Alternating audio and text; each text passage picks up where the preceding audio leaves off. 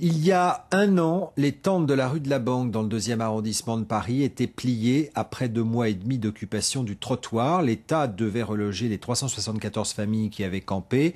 Aujourd'hui, seules 141 ont un toit. L'association Droit au logement organisait sur place une manifestation. Pierre-Yves Salik avec Abdel Joudi.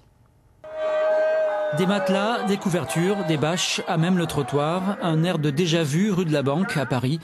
Il y a un an, jour pour jour, 374 familles levaient le camp après 2 mois et demi d'occupation dans la rue. L'État promettait de reloger ces familles d'ici à un an. Aujourd'hui, le bilan paraît maigre. Un tiers d'entre elles ont un appartement. Les autres continuent à vivre à droite à gauche. J'étais hébergée, mais finalement, la personne m'a mis dehors. Là, je suis à l'hôtel. Ça, c'est pas une vie, ça. C'est pas une vie pour les mamans, surtout pour les enfants. Madame Boutel a dit qu'elle va reloger tous les 200 familles. Apparemment, il n'y a rien qui a été fait. Rien.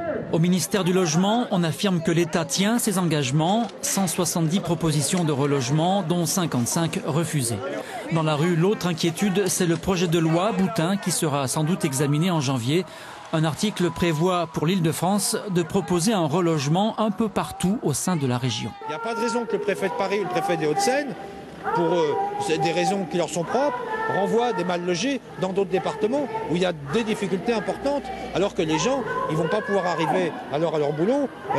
Et si jamais ils refusent, pour des raisons tout à fait légitimes, s'ils refusent, eh bien, ils perdent leur droit au relogement, tout simplement. Ce soir, quelques dizaines de personnes ont l'intention de passer une première nuit dehors.